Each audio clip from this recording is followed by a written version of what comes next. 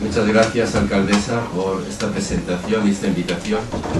Y quiero dar en primer lugar las gracias a don Jesús Fuentes por su cordialísima invitación a participar en este acto, que para mí es un honor, puesto que no se trata de una conferencia cualquiera, sino de un homenaje a estos 20 años de funcionamiento y existencia de la UNED en Caspe. Y gracias sobre todo a todos ustedes por querer compartir una noche, una tarde tan fría como esta, pues unos minutos de reflexión filosófica sobre un tema que es importante, que es la libertad. Y de eso vamos a hablar, de la libertad y de sus negadores, ¿no? De los principios de la Revolución Francesa, ¿no? Libertad, igualdad y fraternidad. El que más ha triunfado ha sido el de la libertad. Hoy, sobre todo después de la caída del muro de Berlín, en Occidente la libertad es indiscutible. Todas las democracias occidentales se llaman democracias liberales, en homenaje a la libertad. Peor lo ha tenido el concepto de igualdad, y la prueba es que algunos países como España, para potenciar la lucha contra la desigualdad, es decir, en reconocimiento de que había todavía una tarea pendiente sobre la igualdad, pues se creó un Ministerio de la Igualdad y que ahora es todavía una Secretaría de Estado. Y desde luego el que peor lo ha tenido ha sido el concepto de fraternidad, porque ha desaparecido del mapa. Ya no se habla de fraternidad, sino que se suele hablar de solidaridad. Es un gran error, porque la fraternidad, el concepto de fraternidad entró tarde, efectivamente, en el discurso de la Revolución Francesa, y lo introduce un personaje muy discutido, pero muy importante, como fue Robespierre, ¿no? Robespierre, después de 3 años de funcionamiento de aquella Revolución Francesa, se dio cuenta de un hecho muy reprobable, muy discutible, y era que los conceptos de igualdad y de libertad con los que había nacido la Revolución Francesa solo se aplicaban a los ricos, a los propietarios.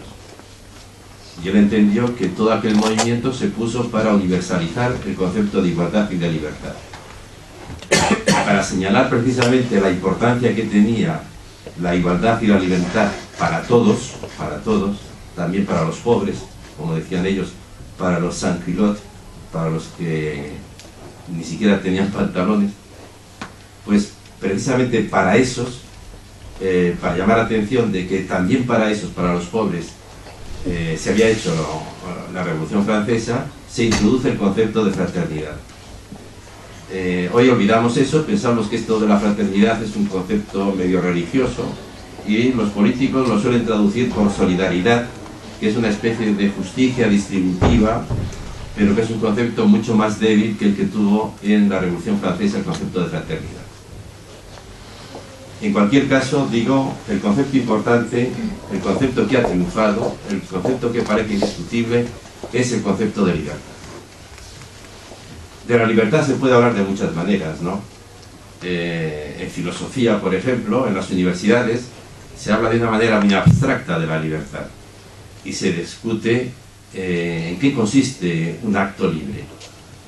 Y aparecen muchas teorías. Unos dicen que un acto libre es aquel acto que se hace sin ninguna determinación, sin ningún interés. Se habla de libre albedrío. Otros piensan que un acto libre es aquel que se hace para conseguir el fin al que está llamado cada ser humano. Hay un interés, pero es el interés de alcanzar el fin al que estamos llamados. Otros, digo, en la universidad, dentro de estos debates teóricos, pues hablan de la libertad negativa, de la libertad positiva. La libertad positiva sería el derecho de cada cual a tener un proyecto de vida y desarrollarle. La libertad negativa sería el derecho a que nadie te moleste, a que la libertad de uno acaba donde empieza la libertad de otro. En fin, en la universidad, en las bibliotecas, hay miles de debates sobre la libertad. Pero yo no quería hablar de eso, sino quiero hablar de la libertad tal como ha ido construyéndose en la historia.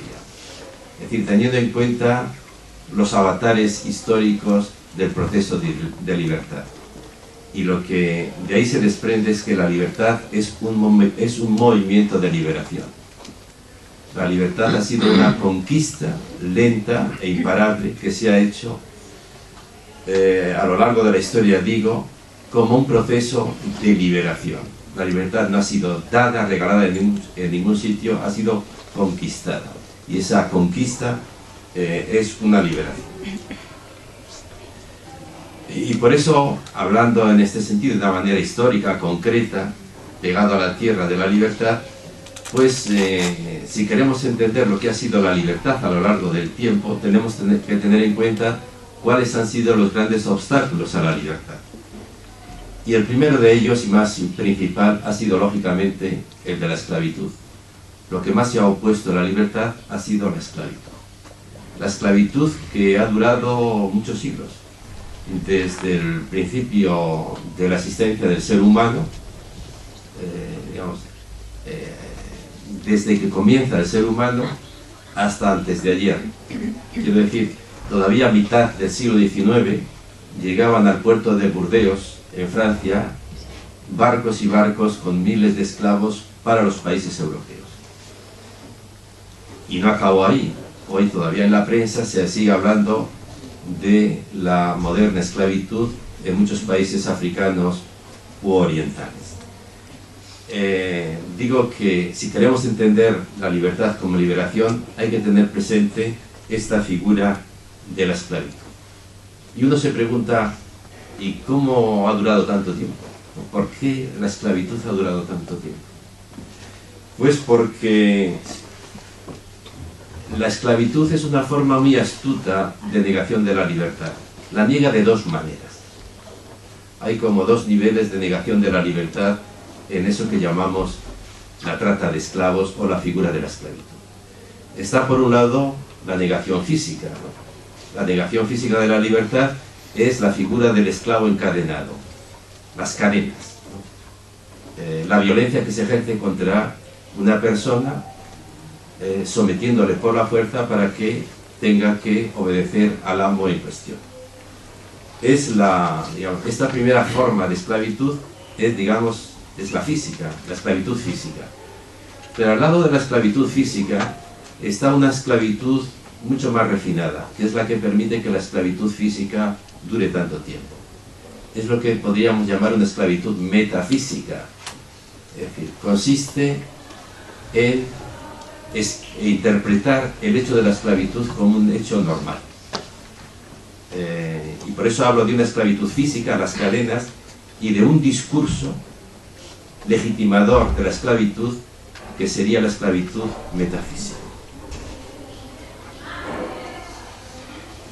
Sobre esta relación entre las dos formas de esclavitud y cómo se potencia una otra,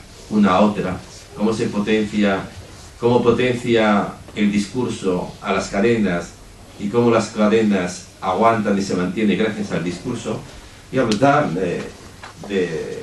para hacerse una idea de la relación entre estas dos formas de esclavitud, pues es interesante una anécdota, un detalle del rey de Portugal, Manuel, el famoso rey Manuel. En Portugal se habla mucho del estilo manuelino. Pues este famoso rey Manuel de Portugal pues organizó una excursión a las Indias y dio al comandante del barco una orden, y era esta, le dio esta instrucción.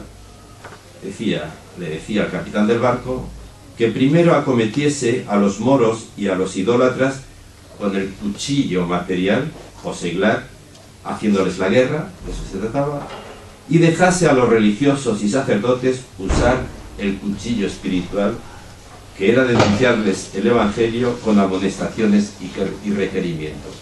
Un cuchillo físico y un cuchillo discursivo o intelectual.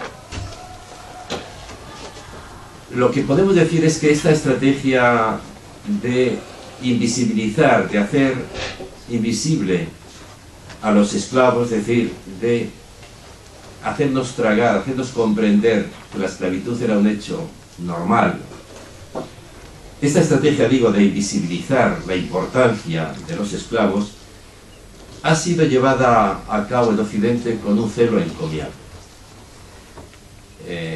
Es interesante ver cómo toda la cultura occidental ha contribuido a quitar importancia a la figura del esclavo y por tanto a mantener la figura de la esclavitud.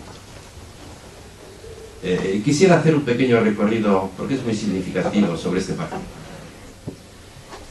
Aristóteles, que es un filósofo muy importante, los que si hay filósofos en la sala, y lo sabrá seguramente, pues sabrán a quién me refiero. Aristóteles es una de las grandes lumbreras de la historia de la humanidad, un hombre preclaro y claro, pues decía que por naturaleza hay unos seres humanos que son libres y otros esclavos. Otros son esclavos. Justificaba la esclavitud. ¿Y por qué? ¿Cómo la explicaba? ¿Cómo la justificaba? Pues decía, además en un libro de ética, la Ética a Nicómaco, él decía que si alguien no es capaz de romper las cadenas que uno más fuerte que él le impone, es que está destinado a ser esclavo. Es decir, la debilidad física justificaría el sometimiento de un ser humano a otro. Y esto lo decía un filósofo clave en el desarrollo de la razón. Pero es que eso mismo lo encontramos en los teólogos cristianos. Santo Tomás de Aquino, que es otra de las lumbreras del cristianismo, pues él sabía muy bien que en el cristianismo se decía que todos los seres humanos son hijos de Dios y por tanto iguales. Pero a pesar de todo, este teólogo entendía que la esclavitud era útil a la humanidad. Y no solamente era útil, sino que se podía justificar desde el derecho natural la existencia de los esclavos. Ya tenemos, digamos, a un gran filósofo y a un gran teólogo justificando la esclavitud. Hay un diputado francés hijo de esclavos, Aimé Césaire, un gran poeta, digo, descendiente de esclavos, viene de la Martinique, es el autor de un discurso sobre la esclavitud. Pues bien, este autor hace un repaso, da un repaso a los grandes autores modernos, occidentales, a propósito de la esclavitud. Y recuerda, por ejemplo, que uno de los grandes teóricos del Estado moderno, como es Renan, pues decía Renan, no aspiramos a la igualdad, sino a la dominación. El país de otra raza, parece un país diferente, tendrá que convertirse en un país de siervos si viene a nuestro país. En un país, el país de otra raza tendrá que convertirse en un país de siervos, de trabajadores agrícolas o industriales si vienen a nuestro país. No se trata de suprimir las desigualdades entre los hombres, sino de ampliarlas y someterlas al imperio de la ley. Y luego sigue. La regeneración de las razas inferiores o bastardas por la raza superior está en el orden providencial de la humanidad. Y un famoso político y religioso holandés, el padre Müller, dice, no puede permitirse que la incapacidad, incuria o pereza de los pueblos salvajes dejen sin rentabilidad las riquezas que Dios les ha confiado con el mandato de hacerlas útiles para el bien de todos. Este caballero repite el argumento que daba un gran pensador de la escuela de Salamanca, Francisco de Vitoria, que justificaba la conquista violenta de España a América porque había que hacer rentable las riquezas que ellos tenían y que eran incapaces ellos mismos de reproducir. Y siguiendo con esta lista de autores que han ido creando este discurso sobre la esclavitud, pues podría mencionarse a una persona también importante, al conde de Maistre, uno de los grandes políticos franceses del siglo XIX, que decía, Dice, hay mucha verdad en el movimiento instintivo de los europeos cuando se niegan en tiempos de Colón a reconocer en esos hombres, en los indios o indígenas, en esos hombres degradados que habitaban el Nuevo Mundo a sus semejantes.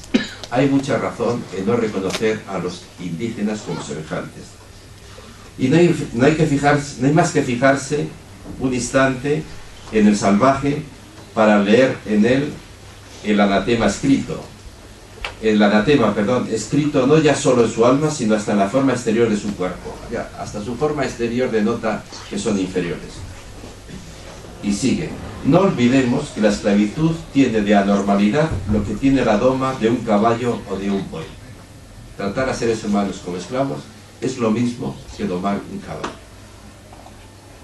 Lo estamos, y lo dice un gran representante de la cultura occidental.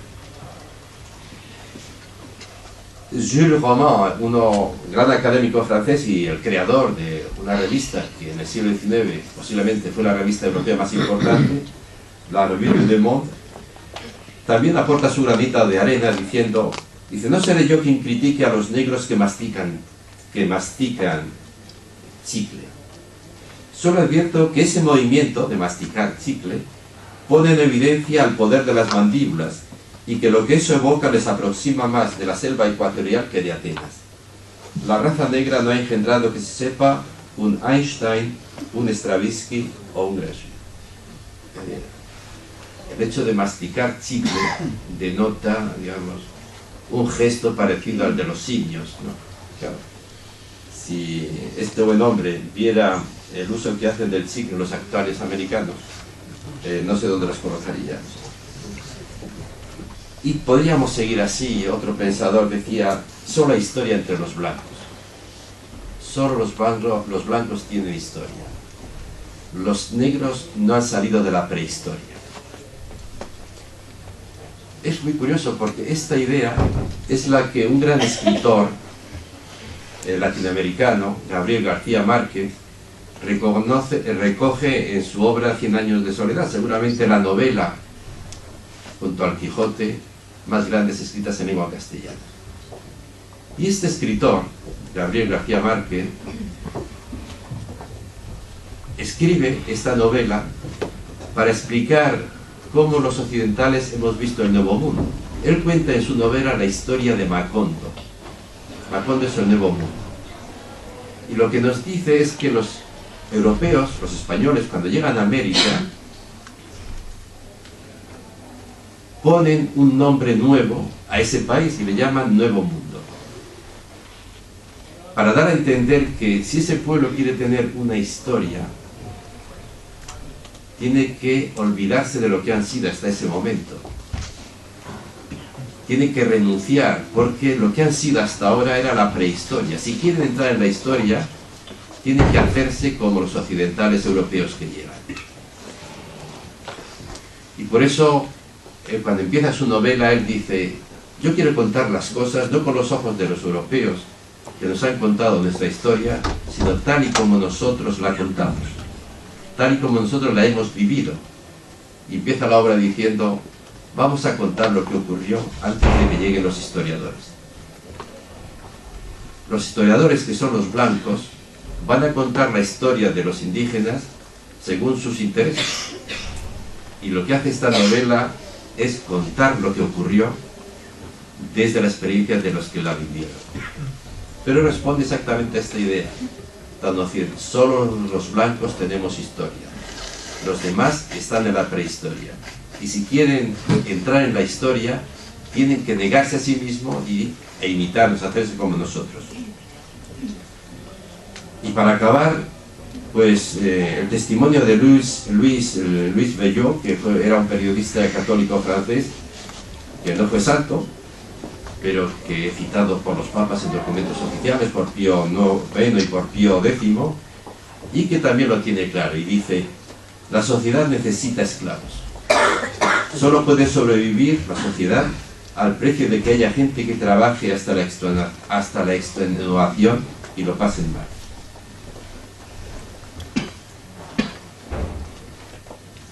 Y cuando él escribía estas cosas, estos católicos bien pensantes escribían estas cosas, que es necesario esclavos para que funcione la sociedad, estos mismos católicos acudían en París a una iglesia que todavía existe, la Trinité, y después de misa se iban a un mercadillo cercano, donde se vendían bolsos de piel a bajo precio, pero de piel de jóvenes africanas.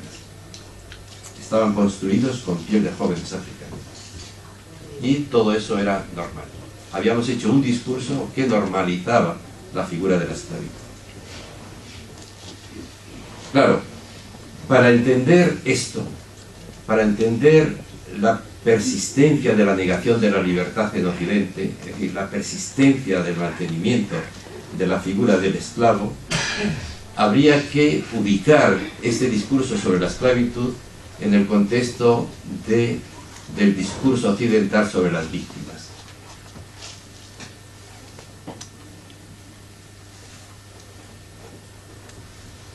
Porque no solamente llama la atención el interés de Occidente por, digamos, justificar la figura del esclavo, sino por hacer invisibles a las víctimas. Conscientes de que la historia se construye sobre víctimas, pero la importancia que tiene el discurso ideológico para también hacernos ver que eso es normal. Y en este trabajo de invisibilización de las víctimas, toda la cultura occidental ha contribuido, empezando por el arte. Castilla está sembrada de cuadros de Berruguete, y Berruguete, que es un gran pintor, renacentista, suele pintar, uno de los motivos más repetidos por ese gran pintor, eran torturados por la Inquisición, que en el momento de la tortura eran pintados con un rostro feliz, como si estuvieran en la gloria. Y uno de los principios del gran inquisidor de Torquemada era que había que matar los cuerpos para salvar las almas. Y Berruguete quería trasladar eso a la pintura. Por eso los seres torturados no transmiten ningún sufrimiento, sino una enorme felicidad. Hace unos días yo estaba en Granada, y cerca de la universidad está la Cartuja de Granada, una cartuja de cartujos, que hoy es un museo. Y no la conocía, fui a visitarlo. Y son famosas las pinturas en el comedor, en el refectorio, de un cartujo, que se llamaba Juan Sánchez Cotán y que figura en los libros de historia del arte. Los cuadros del refectorio, bueno, más que un refectorio, aquello parecía una carnicería, porque el monje que no aparecía con la cabeza rota por un hacha, aparecía traspasado por una lanza, o por una flecha, o por un puñal, o sus miembros descuartizados, una carnicería. Pero había algo que llamaba la atención de todos aquellos cuadros, era la enorme felicidad de todos aquellos monjes. No había ninguna transmisión del sufrimiento, había una frivolización del sufrimiento. Cuando hablamos de invisibilización de las víctimas, es decir, de privar de significación a las víctimas, estamos hablando de esto, de frivolizar el sufrimiento. Y eso no solamente lo ha hecho el arte, lo ha hecho sobre todo la filosofía. La filosofía sabe como nadie cómo se ha construido la historia. Y uno de los grandes filósofos, Hegel, él cuando describe la historia de la humanidad, cuando va describiendo cómo la humanidad ha ido conformándose, ha ido realizándose, pues se sobresalta, le sorprende el hecho de que todos los pueblos recurren sistemáticamente a la violencia para afirmarse. Y él se pregunta por qué el hombre se empeña en hacer de la historia un matadero. Y queda sorprendido. Pero rápidamente se tranquiliza y nos tranquiliza diciendo, tranquilo, no pasa nada. Esto tiene una explicación. Porque uno, si ve el conjunto de la historia de la humanidad, advierte que la humanidad ha progresado. Lo que anima la historia de la humanidad es el progreso. Bueno, y el progreso tiene algunos inconvenientes. Entonces, todos esos sacrificios en el ara de la historia, todas esas guerras, muertes, violencias, torturas, pues han sido el precio del progreso. Y así nos tranquiliza. Y así lo explicamos. Y así nos lo han explicado. Por eso digo que la historia, la filosofía de la historia, la filosofía ha sido la gran invisibilizadora del sufrimiento de las víctimas. Es la que ha privado de significación a las víctimas al hacernos ver que son el precio del progreso, el precio de la historia. Hay pues una historia de negación de la libertad y sobre ella se ha construido la historia como liberación. Esa ha sido, dice Vargas Llosa, el reciente premio Nobel, una batalla incesante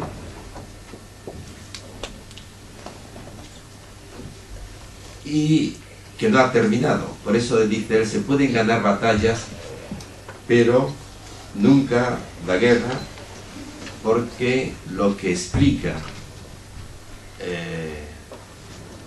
la violencia, las víctimas, la esclavitud, la negación de la libertad, dice él, es el poder. Mientras haya poder, la libertad está amenazada. Por eso,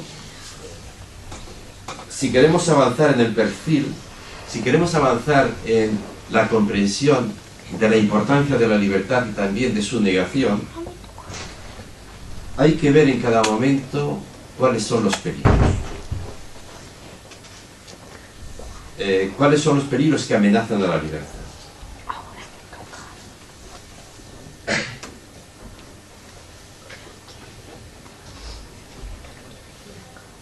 Y nos equivocamos cuando pensamos que el peligro actual es el totalitarismo. Si el peligro actual fuera el totalitarismo, desde luego tendríamos que reverenciar todos al liberalismo, que ha sido el que se ha opuesto a los totalitarismos. Pero el peligro actual es mucho más refinado que el totalitarismo o que los totalitarismos. Para entender las amenazas de la libertad actual, habría que recurrir a la figura del trapero. Y esta imagen del trapero, no la invento yo, la tomo del que seguramente ha sido el pensador más genial del siglo XX, un pensador que murió huyendo de la Gestapo, que murió en Portbou, quería huir de Francia, la Francia ocupada por los nazis, quería atravesar Francia, España, estamos hablando de 1940, plena guerra mundial, para embarcarse en Lisboa hacia Estados Unidos, y al llegar a España fue detenido por la Guardia Civil y obligado al día siguiente a volver a Francia y por tanto a ser entregado a la Gestapo. Ante esa eventualidad, este pensador se suicidó y murió en Portbou. Estoy hablando de un personaje que se llama Walter Benjamin. Y este que digo, como digo, que seguramente es el pensador más genial del siglo XX, él decía que si queríamos entender al siglo XX, había que hablar del trapero. Los más viejos del lugar aquí me entenderán lo que quiero decir. Si recuerdo que Marx hablaba muy bien del proletariado y muy mal del lumpen. Marx hablaba muy bien del proletariado porque decía que el sujeto de la revolución era el proletariado. Y lo que era un peligro para la revolución era el lumpen. En alemán, lumpen significa trapero. El peligro era el trapero. Y el sujeto importante, la figura importante para una revolución marxista era el proletariado. La explicación que daba Marx era muy fácil de comprender. Era importante el proletariado porque el proletariado en el sistema de producción capitalista es fundamental. La producción capitalista, dice Marx en el Capital, pivota sobre tres figuras: el capital, el trabajador, el proletariado y la confianza. Esas son las tres figuras que explican el capitalismo. Y toda la revolución que proponía Marx no era más que tratar de que la política reconociera el importante lugar que tenía el proletariado en la producción. Si el proletariado era fundamental en la fábrica, pues la política debería, y la cultura debería reconocer igualmente la importancia que tenía el proletariado. Esa era la estrategia de Marx. Y por eso despreciaba el lumpen, porque eran unos parásitos, no producían nada. Digamos que Marx privilegiaba al proletariado por la importancia que tenían en el sistema de producción y despreciaba al trapero porque era un parásito, era inoperante. Pues bien, este Walter Benjamin decía,